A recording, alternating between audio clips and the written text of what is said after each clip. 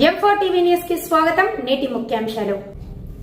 M4 TV news ప్రేక్షకులకు నిజాయితీగా, నిర్భయంగా ఎప్పటికప్పుడు తాజా కబుర్లు, భక్తి గీతాలు m4tvnews.com వెబ్సైట్ యాప్లు ప్రచురితం, ప్రత్యేక ప్రసారం చేస్తుంది. వార్తలు, ప్రకటనల కోసం సంప్రదించవలసిన సెల్ ఫోన్ నెంబర్లు 9666665026 9014163335. ఓం శ్రీ గురుభ్యో నమః. అందరికీ నమస్కారం అండి. ఈరోజు ఉత్తరకాండ 15వ భాగం. 15 నిన్న 14 తెలుసుకున్నాం. ఈ రోజున 15వ భాగం తెలుసుకుందాం. ముందుగా గణేశ ప్రార్థన. శుక్లాంబరధరం విష్ణుం శశివర్ణం చతుర్భుజం ప్రసన్నవదనం ధ్యాయే సర్వవిఘ్నోపశాంతయే. గురు బ్రహ్మ గురుర్విష్ణు గురుర్దేవో మహేశ్వరః గురు సాక్షాత్ పరబ్రహ్మ తస్మై శ్రీ గురవే నమః. శ్రీరామ రామ రామేతి రమే రామ మనోరమే సహస్రనామ తత్తుల్యం శ్రీరామ నామ వరాననే. శ్రీరామ జయ రామ జయ జయ రామ శ్రీరామ జయ రామ జయ జయ జయ జయ రామ. హరి ఓం. మనం ఉత్తరాఖండ రామాయణం వచనం ఈరోజు మనం 15వ భాగం తెలుసుకున్నాం. ఇట్లు చెదరైన సైన్యమును చూచి కుబేరుడు మణిపత్రంతో ఇట్లెన్నో పాపాత్ముడైనటువంటి దశకంఠులను సంహరించుటకు గడులము వృక్షులకు సహాయలో కనుక కమ్ము అనగా వాడు వల్లే అని 4000 స్థూల యక్షుల వెంటరాక చాలా వేగముగా వెళ్ళి తీవ్రములైన గదలు, ముసలములు, శక్తిలో మొదలగు ఆయుధములతో బలమొప్ప రాక్షసులను నొప్పించి వారు భయముతో నిశ్చేష్టులవునట్లు డేగవలే యుద్ధరంగమున లాఘవంతో హేయించను. దేవతలు ఋషులు మెచ్చినట్లు యుద్ధము చేసను. ఆ యక్షులలో 1000 మందిని ప్రహస్తుడు సంహరించను. మహోదరుడును శ్రేష్ఠుడైన యక్షులను 1000 మందిని చంపెను. ఉగ్రమూర్తి అయిన తాతకపుత్రుడకు మారీచుడు రేపబడిన కోపవేగముతో 2000 యక్షులను నేలకూల్చెను. డోమ్రాక్షుడు మణిభద్రుని ఎదపై ఒక రోకడిచే గట్టిగా పడుచును. ధర్మ మార్గమున పోరాడు ఆ యక్షుల సైన్యములెక్కడ, మాయా విద్యచే గర్వించు రాక్షసులెక్కడ. ఆ కారణముననే సుమా ఆ రాక్షసులు అధికమయ్యారు.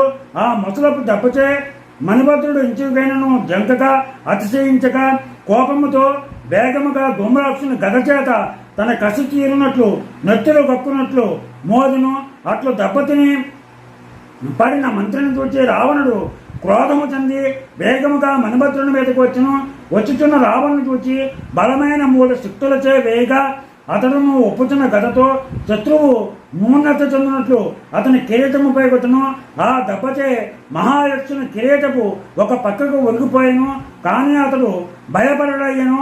ఆ కారణముచే ఆ గొప్ప బలవంతుడు పార్శ్వమౌళి అని ప్రఖ్యాతిగాంచను. అంత ధనాధిపతి దూరము నుండి ఆ రాక్షసనాథుని బలమును చూచి అతివేగముగా పద్మము, శంఖము అను నిధులతో కూడినవాడే తనకు హితుడైన శుక్రులను మంత్రితో కలిసి ఆ రాక్షసును సమీపించి మర్యాద నిరంతన వాడును, వరగర్భముచే క్రొవ్వి కన్ను గానని వాడును, మహాఘోర చరిత్ర కలవాడును అయిన అతన్ని చూచి ఈ విధముగా పలికెను. రావణ, కీడు చేయి పనులను చేయవలదని సోదరుడవని బుద్ధి చెప్పినను వినవైతివి. ఇది యుక్తము, ఇది అయుక్తము అని తలంచనేరవు కదా. దీని ఫలితము దుర్గతి పొందు సమయమున తెలియగలవు. ఆహా, ఘోరమైన పాపమును చేసినే పుణ్యమును చేయనైతివే అని విచారించదవు సుమా.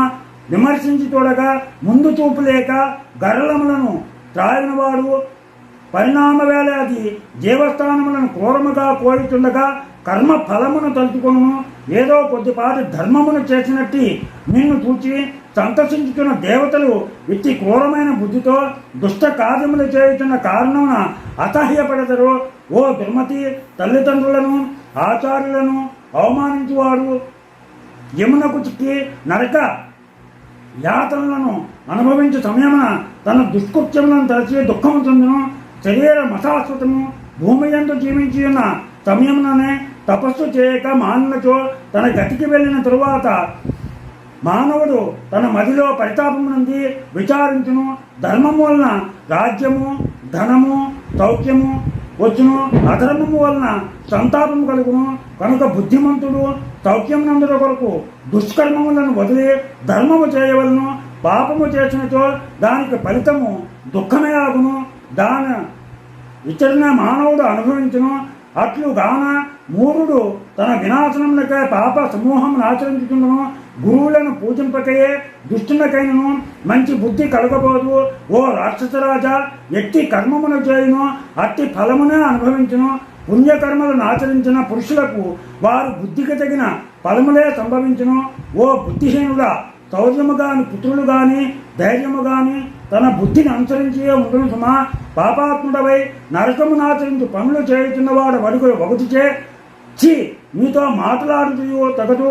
సుజనులు ఎప్పుడును నియమములతో పాపులతో మాట్లాడకుండును అని పలుకుతూ మారీచాది రాక్షసులు తనను సమీపించగా యక్షరాజు ఆ రాక్షసులను గొప్పవైన బాణ పరంపరలచే వారిని నొప్పించి తొలగచేసి రాక్షసరాజును తన చేతనున్న గరతో శిరస్సుపై మోదను.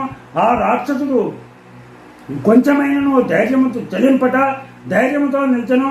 శ్రమయన్నది లేక రాక్షసేశ్వరుడును యక్షాదీశ్వరుడును లోక సామాన్యమును గాని యుద్ధము పరాక్రమం చూపుతూ రోషముతో ప్రజ్వలించుతూ యుద్ధోత్సాహంతో అన్యోన్యం నొప్పింపగా అంత యక్షరాజు ఆగ్నేయాస్త్రమునేయగా దైత్యరాజు పర్జన్యాస్త్రము చేదాన్ని ఆర్పను.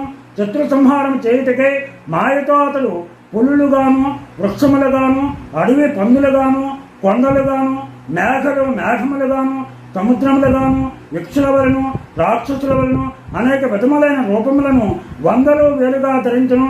అతని మాయారూపములను బాణ వర్షములను యక్షరాజు కూర్చునే గాని ఆ రాక్షసాదముని చూడలేడయ్యను. అంత రావణుడు ఒక మహా అస్త్రముతో కుబేరుని అపరిమితమైన వేగముతో కొట్టగా అతడు శరీరము రక్తసిక్తము కాగా మొదలు నరికిన అశోక వృక్షమా అన్నట్లు మూర్ఛితుడై నేలపై పడిను. పద్మము మొదలుగా గల నవ నిధులు సమీపించి సేద తీర్చుతూ ఆ ధనాధిపతిని నందనవనమునకు తీసుకుని పోగా ఆనందించిన వాడే రావణుడు దంతుని నగరుల్లోనికి పోయి అందు అందముగా ఉన్న పుష్పక విమానమును జయచిహ్నముగా మదించిన వాడే తీసుకున్న పుష్పక విమానాన్ని అక్కడ తీసుకున్నాడు కుబేరుడు. అప్పుడు ఈ పటుమ పెట్టబడిన బంగారు స్తంభములు కలిసి వైఢూర్య తోరణములతోనూ ప్రకాశించినదే, మంచి ముత్యముల దండలతో అలంకరింపబడినదే, కోరికల నుంచి కల్పవృక్షములు గలదై కామ రూపి అయి కామ వేగమై కామ గమనమై ఆకాశగామి అయి బంగారము ముళ్ళచే చేయబడిన సోపానములు గలదై మేలిన బంగారు అరుగులు గలదై దేవతలచే అధిష్ఠింపదగినదై కొత్త కొత్త అందములు గలదై చూపులకు హృదయమునకు సుఖకరమై దివ్యమై అన్ని ఋతువుల యందును ఆ సుఖమునిచ్చినదై వేడిమి గాని చలి గాని లేనిదై బ్రహ్మచే నిర్మింపబడినదైన ఆ విమానమును పరాక్రమముతో ఆ దురాత్ముడు దక్కించుకొని జగములనన్నింటినీ పడగొట్టినట్లు పొంగుతూ తన సేనలతో కూడినవాడే వేగముగా కొండ దిగను. దీంతో ఈరోజు 15వ భాగం మనకి పూర్తయింది. 16వ భాగం తెలుసుకుందాం. మీకు నా ఛానల్ కనుక నచ్చినట్లయితే సబ్స్క్రైబ్ చేయండి, అలాగే లైక్ చేయమని కోరుతూ మీ రాపాకు.